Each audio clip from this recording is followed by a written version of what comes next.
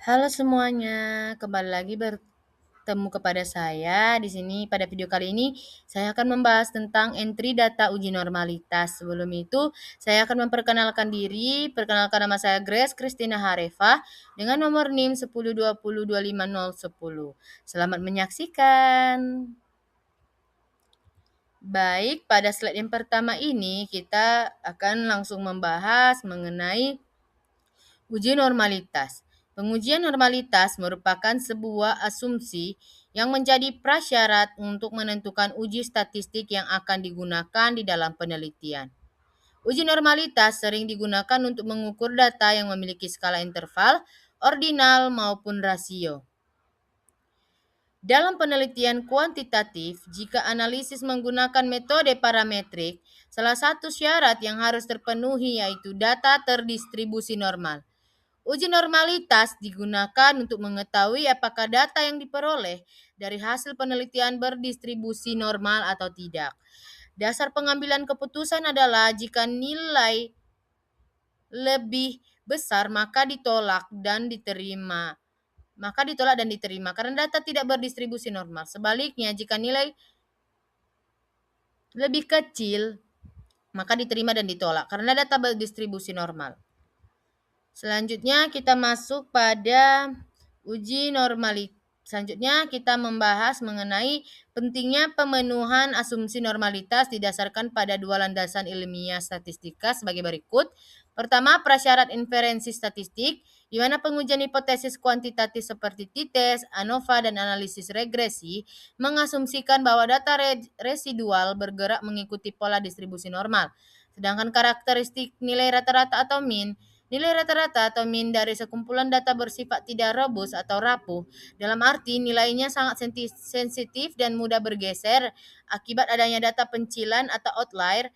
Keberadaan data ekstrim atau pencilan inilah yang paling sering menjadi penyebab utama sebaran data pengamatan di lapangan condong tidak simetris dan tidak berdistribusi normal.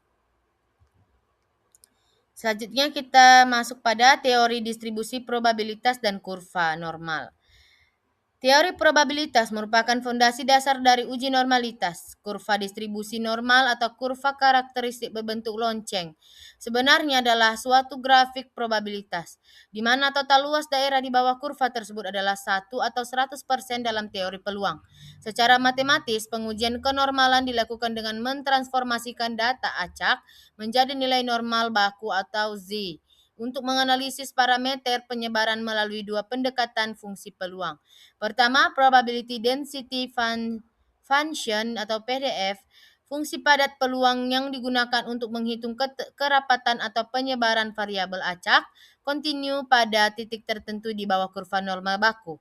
Kedua, cumulative distribution function atau CDF, fungsi distribusi kumulatif yang digunakan untuk menghitung probabilitas bahwa variabel acak akan X memiliki nilai kurang dari atau sama dengan nilai tertentu, atau X yang disimbolkan dengan PX lebih kecil dari X. Selanjutnya kita membahas tentang metode pengujian normalitas pada penelitian. Pengujian dilakukan menggunakan dua pendekatan untuk saling memperkuat validitas hasil, yaitu melalui perhitungan manual, Lilly Force, dan komputasi software atau SPSS. Yang pertama, perhitungan manual dengan Lilly Force. Uji Lilly Force merupakan modifikasi dan koreksi dari metode Kolmogorov-Smirnov. Metode ini digunakan untuk menguji normalitas ketika parameter populasi tidak diketahui secara pasti dan hanya diestimasi menggunakan statistik dari sampel rata-rata. Kedua, komputasi software atau uji Shapiro-Wilk dan Kolmogorov-Smirnov. Pengujian terkomputerisasi melalui program IBM PSS mengeluarkan dua standar uji statistika utama, yaitu uji Shapiro-Wilk dan uji Shapiro-Wilk, di mana metode ini memiliki kekuatan uji atau power of test tertinggi dan sangat sensitif dalam mendeteksi penyimpangan atau ketidaknormalan distribusi pada ukuran sampel. Adapun uji Kolmogorov-Smirnov di mana digunakan sebagai standar pembanding komparatif untuk mendeteksi deviasi distribusi pada sampel data. Selanjutnya kita masuk pada hipotesis statistik dan dasar pengambilan keputusan SPSS. Di dalam analisis data menggunakan bantuan software SPSS, rumusan hipotesis formal yang diuji adalah Yang pertama, data residual berdistribusi normal, data residual tidak berdistribusi normal. Dalam menghitung uji normalitas atau Kolmogorov-Shapiro disarankan untuk jumlah sampel di atas 50 buah. Sebagian memberi batasan 30 buah, di mana kasus yang akan kita bahas hanya menggunakan 50 buah data. Kita mencari kemudahan dalam pengerjaan untuk lebih cepat dipahami.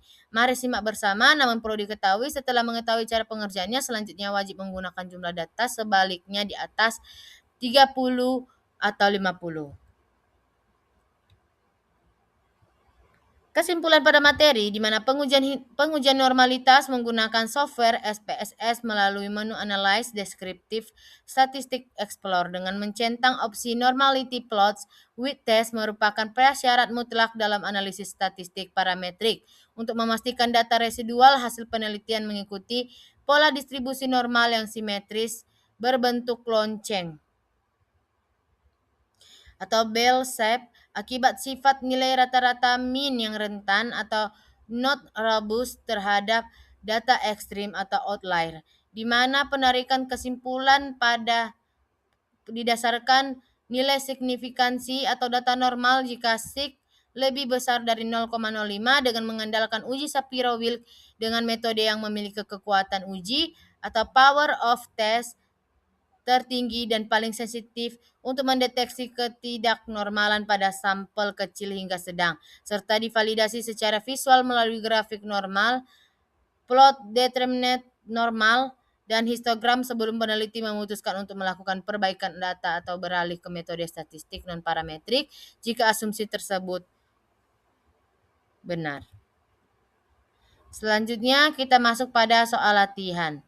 Soal pertama, ketika memasukkan data mentah ke dalam software SPSS, menu utama yang menyediakan lembar kerja untuk mengatur properti setiap variabel seperti menentukan nama, tipe, label, dan skala pengukuran data dinamakan A. Data view, B. Output view, C. Variable view, D. Syntax editor, E. Chart editor.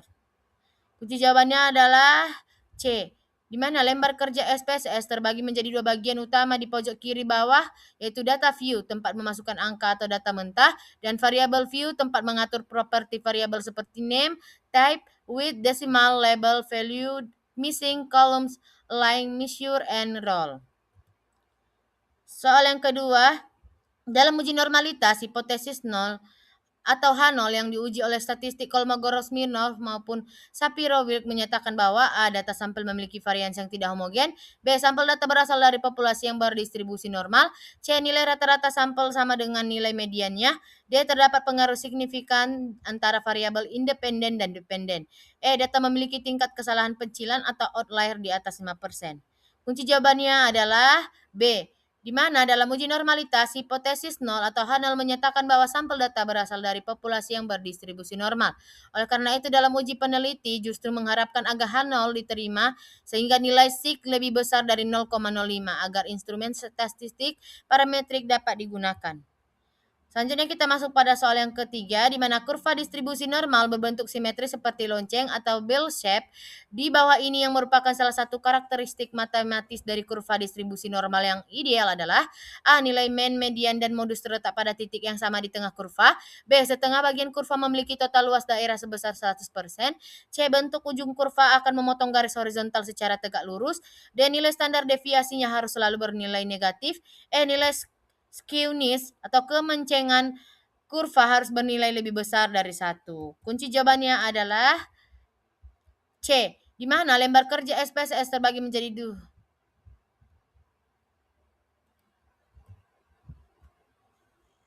Sekian pemaparan materi yang dapat saya berikan. Jika ada kesalahan dalam penulisan dan perkataan, mohon dimaafkan dan dimaklumi. Saya ucapkan terima kasih dan sampai jumpa.